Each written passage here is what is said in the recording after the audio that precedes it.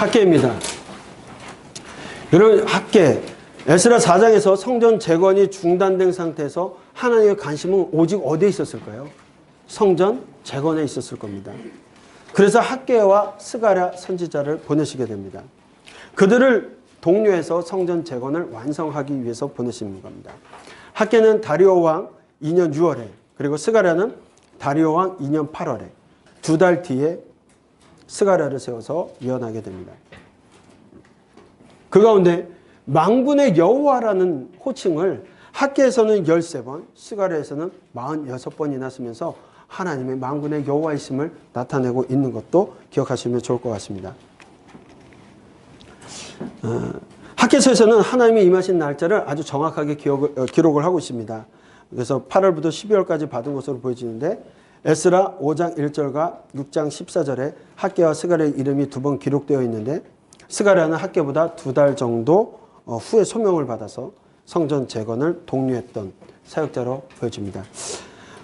학계는 좀 나이가 많으셨던 분 같아요. 그래서 보통적으로 외적으로 호통치고 예언을 하는데 그냥 하는 것이 아니라 호통치면서 예언을 하셔서 좀 야단치는 것 같은 느낌이 들어지고요. 스가랴는 좀 젊은 선지자였던 것으로 보여집니다. 왜냐하면 이스라엘 백성들에게 환상을 보여주면서 소망을 보여줍니다. 이런 환상 가운데 이런 성전 재건되었을 때 이런 소망들이 있게 될 것이다 라는 것들을 주면서 위로하면서 성전 재건을 해가는 모습을 보게 되어집니다. 자, 학계는 학가이, 유월절, 오순절, 초막절 중 순례자들과 관계된 학에서 온 것으로 봐서 축제 또는 잔치를 의미하는 이름으로 보여집니다. 스가랴보다 2달 먼저 소명을 받았습니다. 고레스 왕의 배려도 성전 공사가 시작되었지만 배경은 앞에서 설명했기 때문에 짧게 본다면 16년 동안 성전이 재건이 중단된 상태에서 하나님께서 학계와 스가랴를 보내셔서 성전 재건을 분발하게 하십니다. 그것이 기원전 20년경입니다. 학계가 말씀을 받은 시기는 다리오 1세, 2년, 6째 달, 7째 달, 9째 달이라고 3번에 걸쳐서 환상을 보게 되어지는 것을 보게 됩니다. 다리오 왕 2년에 성전 공사가 다시 시작되고 6년에 마침으로써 4년 반에 성전이 완공되는 것을 보게 됩니다. 기록 목적입니다. 그들에게 성전 건축의 동료를 통하여서 16년간 중지되었던 성전을 짓게 만드는 겁니다. 백성들의 이기적인 욕심을 제거하고 하나님의 일을 우선적으로 하는 것을 말씀하시기 위해서 학계를 통하여 일하시게 됩니다. 자, 학계는 2장입니다.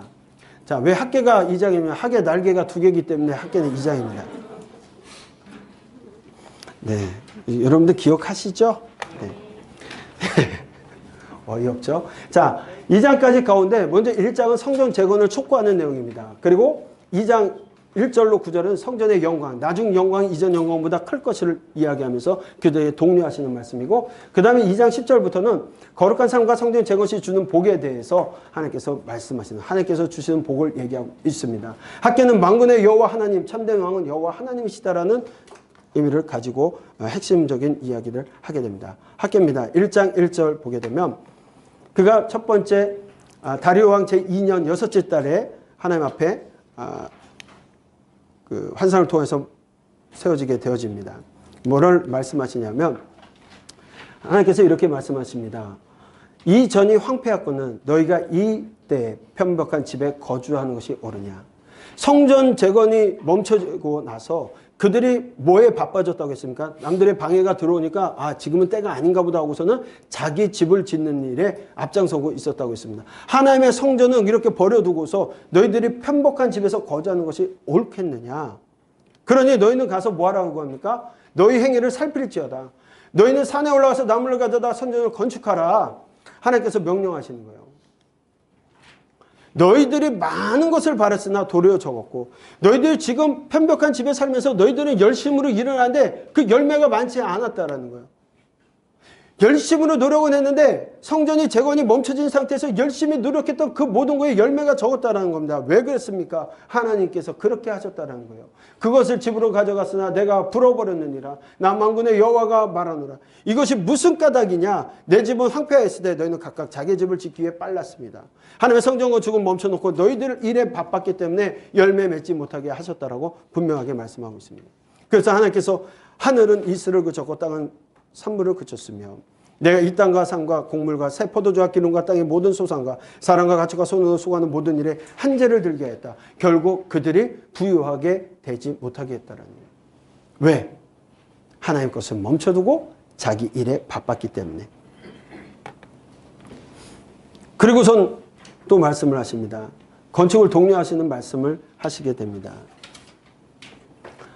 그때 여호와의 사자 학개가 여호와의 위임을 받아 백성들에게 말하여 이르되 여호와가 말하노니 내가 너희와 함께 하노라.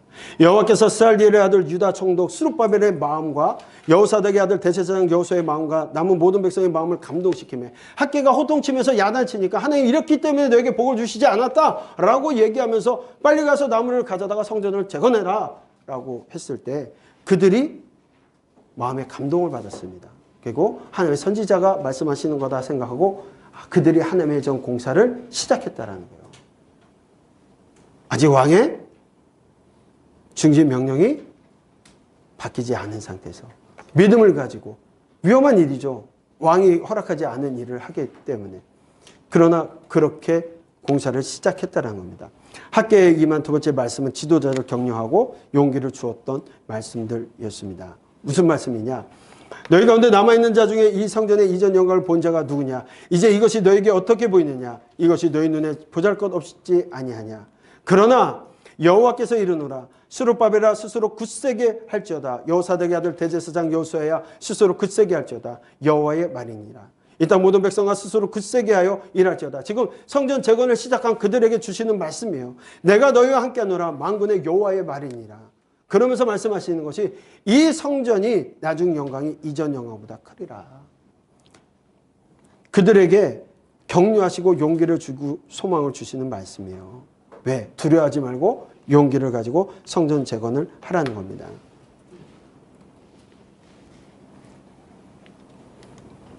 그리고 나서 아홉째 달 24일째 세 번째 학개에 다시 하나님 말씀이 임합니다. 왜냐하면 성전 재건이 시작되었는데 아직 성전 재건은 잘 진행되고 있는데 이른 비와 늦은 비가 내리지 않았습니다.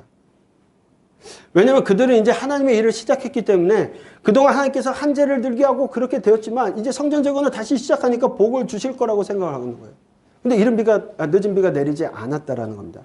당연히 복을 주셔야 마땅할 것인데 그런 생각을 갖고 있는 이들에게 학개를 통해서 말씀합니다. 만군의 여호와가 말하노니 너는 제사장의 율법에 대하여 이르기를 사람의 옷자락에 거룩한 고기를 쌌는데 그 옷자락이 만일 떡에나 국에나 포도주에나 기름에나 다른 음식물에 닿았으면 그것이 성물이 되겠느냐. 학개가 물음에 제사장들이 대답하되 이르되 아니다 하니. 무슨 얘기를 하는 거예요? 지금 부정케 되었다라는 겁니다. 결국 당시 잘 되고 있지만 선지자가 말하는 것은 부정하게 된 사람이 만지는 모든 것이 부정하듯이 현재 백성들의 죄로 인해서 부정하게 된 상태였기 때문에 비록 성전을 짓는 일은 시작이 되었지만 아직은 부정한 상태라는 거예요. 그래서 하나님의 복을 경험하지 못했다라는 겁니다. 때문에 성전 건축이 중단된 때로부터 유다 땅의 암담은 흉년으로 아무 소출을 얻지 못했지만 이제 성전 재건이 이루어지고 있는 이 시점부터 오늘부터는 뭐 하겠다고 얘기하십니까? 오늘 이전을 기억하라. 아홉째 달 24일 곧 여호와의 성전 지대를 쌓던 날부터 기억하여 보라. 곡식 종자가 아직도 참고 있느냐? 포도나무, 무화과나무, 석류나무, 감람나무에 열매가 맺지 못하였느니라. 그러나 오늘부터는 내가 너에게 복을 주리라. 결국 복을 줄 것이라고 하시면서 회개를 촉구하고 복의 약속을 주고 계시는 거예요. 그리고 이스라엘에게 주시는 복에 대해서 말씀합니다. 마지막 학개의 메시지는 유다 총독 스룹바벨에게 주시는 말씀입니다. 자, 2장 23절 우리 같이 한번 읽겠습니다. 만군의 여호와가 말하노라. 스알디엘의 아들 내 종 스룹바벨아 여호와가 말하노라. 그날에 내가 너를 세우고 너를 인장으로 삼으리니 이는 내가 너를 택하였음이니라. 만군의 여호와의 말입니다.